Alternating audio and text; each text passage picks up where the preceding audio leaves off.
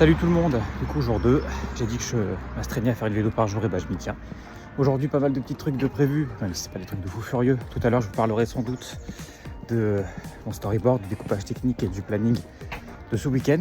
Parce que ce week-end, comme je vous le dis, j'ai un petit tournage de prévu. Le samedi c'est surtout la mise en place et ce sera le tournage dimanche.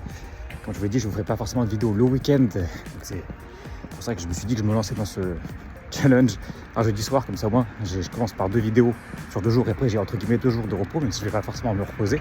Donc là aujourd'hui on a des trucs de prévus pour le tournage, justement il faut aller chercher 2-3 petits trucs et donc c'est pour ça que je vous emmène vite fait avec moi à droite à gauche. Et là c'est top, il y a des voitures, j'espère que vous m'entendez. Si, il va me faire écraser.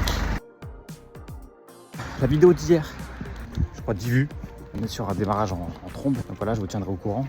Et bonjour. Je n'ai même pas calculé. Donc du coup voilà, c'est quand même pas mal. Donc voilà, c'est cool. On essaiera aussi d'expliquer pourquoi est-ce qu'on a inventé l'hiver. Il fait moins 15. Du coup je vous amène un petit peu avec moi et puis voilà.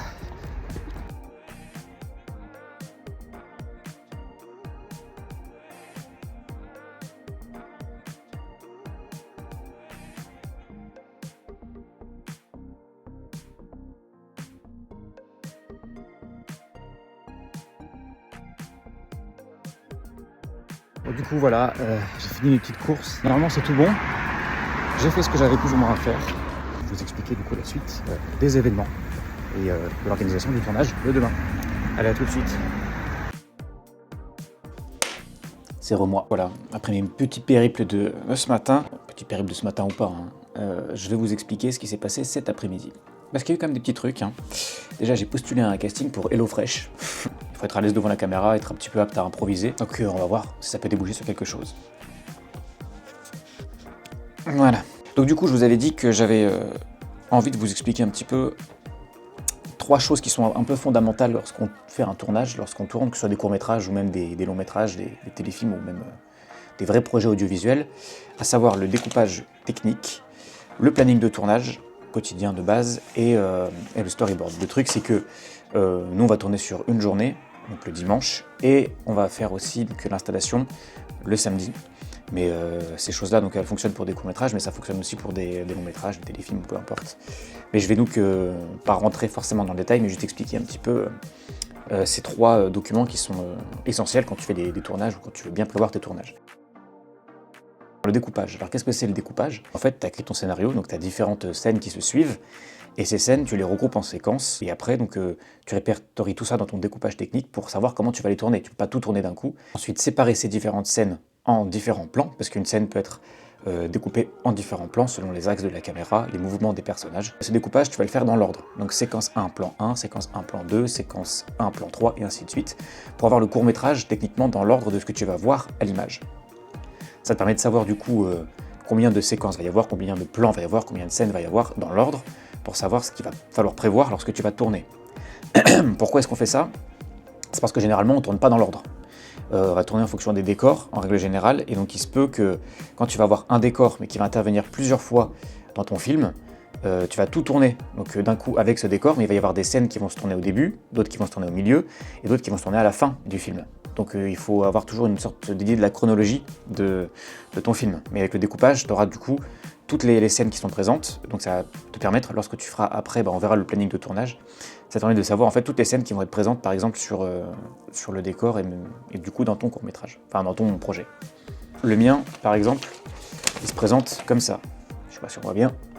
Toc, voilà. Je vous mets pas trop pour pas que vous puissiez mettre pause et pour que vous puissiez voir ce qui est écrit, pas de spoil.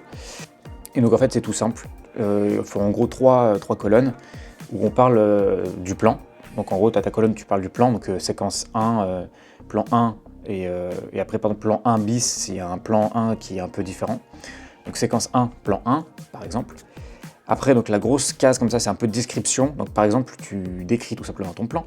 Donc dans la rue, en extérieur, jour, nuit, des choses comme ça, puis tu expliques vraiment ce qui se passe dans ton plan, jusqu'à la fin du plan, et du début de l'autre plan, donc séquence 1, plan 2. À côté, c'est généralement la case son et bruit qu'on va rajouter après. Donc tu as image et son, quoi. Tout simplement découpage, et ça se suit comme ça.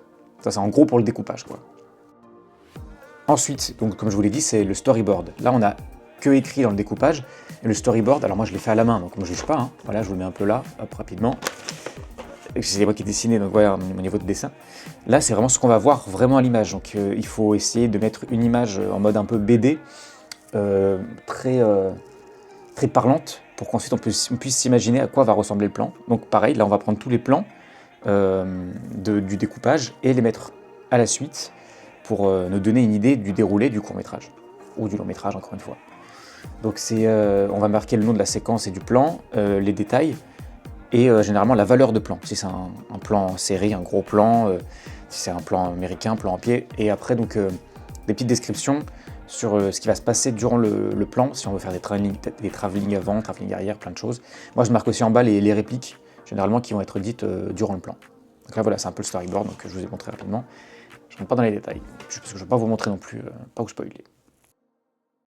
Et donc autre chose, ça c'est ce que j'ai fait du coup à la fin, le dernier truc que j'ai pu faire, c'est donc le planning, hop, je monte pas trop vite, le planning du tournage.